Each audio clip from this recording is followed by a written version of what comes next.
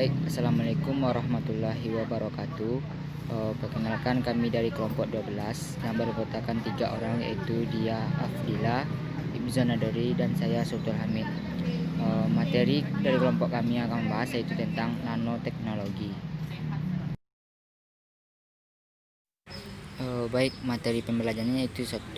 Pengertian nanoteknologi, kedua sejarah nanoteknologi, yang ketiga beberapa produk nanoteknologi dalam berbagai bidang kehidupan.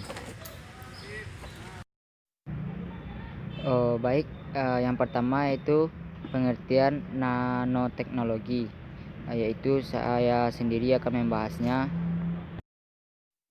Baik, yaitu nanoteknologi. Nanoteknologi secara sederhana adalah sebuah teknik rekayasa dengan menggunakan dan mengontrol material, zat, dan sistem dalam ukuran sangat kecil, nanometer, atau 1 nanometer sama dengan 1/1 miliar meter, atau 50.000 kali lebih kecil dari ukuran rambut manusia, berupa atom dan molekul untuk membuat perangkat atau instrumen berukuran sangat kecil.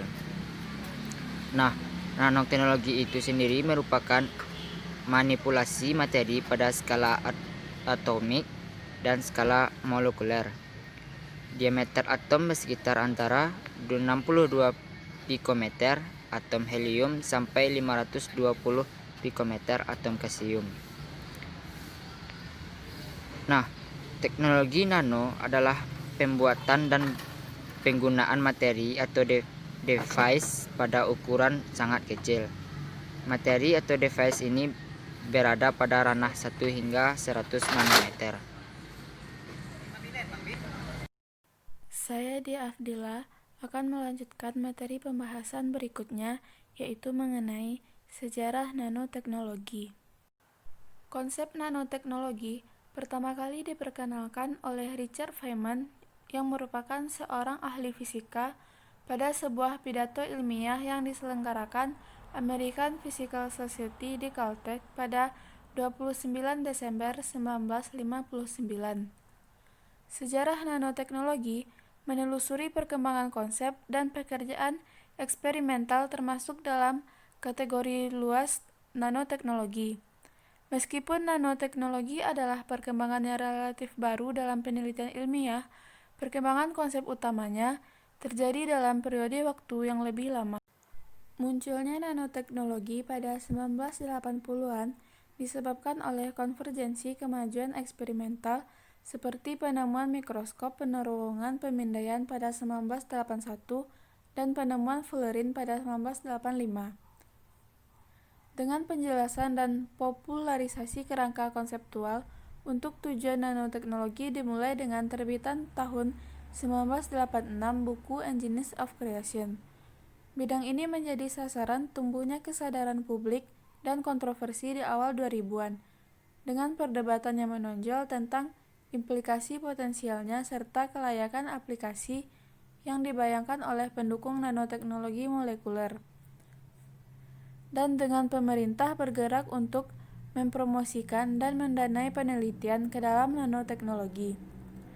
Awal 2000-an juga melihat permulaan dari aplikasi komersial nanoteknologi. Meskipun ini terbatas pada aplikasi massal dari nanomaterial daripada aplikasi transformatif yang dibayangkan oleh lapangan. Beberapa produk nanoteknologi dalam berbagai bidang kehidupan. Yang pertama itu ada dalam bidang elektronika. Aplikasi nanoteknologi di bidang elektronika itu bertumpu pada yang disebut sebagai single electron device atau device elektron tunggal. Ini adalah berbagai device yang berbasis pada hanya satu atau beberapa elektron saja. Elektron-elektron ini dapat dikendalikan dan diatur sepenuhnya. Tujuan utama aplikasi nanoteknologi di bidang elektronika adalah meningkatkan tenaga, kapasitas, dan kecepatan alat beberapa kali lipat dari yang ada sekarang. Kemudian yang kedua yaitu dalam bidang otomotif. Aplikasi nanoteknologi dalam bidang otomotif terkait dengan berbagai hal antara lain yaitu pelapisan coating atau badan atau bodi mobil, Kedua yaitu aplikasi struktural. Ketiga, produk-produk di pasaran dan aplikasi potensial lainnya. Tujuan dari aplikasi struktural dalam industri otomotif adalah untuk mengurangi massa dari mobil tetapi tetap cukup kuat untuk menopang kerangka mobil. Kemudian yang ketiga yaitu dalam bidang industri konveksi. Nanoteknologi dapat diaplikasikan pula pada industri konveksi atau kain. Berbagai aplikasi nanoteknologi dalam industri konveksi antara lain tahan terhadap tumpahan dan kotoran, tahan air, tahan bau, dan kemampuan menghantarkan listrik. Suatu bahan kain dapat dilapisi dengan serat polyester dan yang mengandung filamen-filamen silikon. Kemudian yang keempat yaitu dalam bidang refleksi. Lapisan berskala nano juga dapat diberikan pada bahan optis seperti kaca atau kacamata sehingga bahan tersebut mempunyai kemampuan anti refleksi terhadap cahaya matahari maupun sinar merah. Kemudian yang kelima yaitu dalam bidang militer. Nanoteknologi dalam bidang militer terkait dengan aplikasi ilmu-ilmu fisika, kimia, dan biologi. Penginderaan di malam hari dan sensor suhu yang digunakan oleh tentara, pilot pesawat terbang, dan pesawat terbang tanpa awak. Kemudian yang keenam yaitu dalam bidang lingkungan. Nanoteknologi membantu menciptakan baterai yang menyimpan lebih banyak energi untuk mobil listrik serta penciptaan panel surya yang dapat mengubah lebih banyak sinar matahari menjadi listrik. Kemudian yang ketujuh yaitu dalam bidang kedokteran. Salah satu contoh aplikasi nanoteknologi dapat dilihat pada terapi kanker di mana agen kemoterapi memiliki efek toksik terhadap sel tumor sebagai mana pada sel normal lainnya. Selain itu, nanoteknologi digunakan untuk mengembangkan alat pacu jantung yang dapat mencegah gagal jantung. Yang ke-8 yaitu dalam bidang pertanian.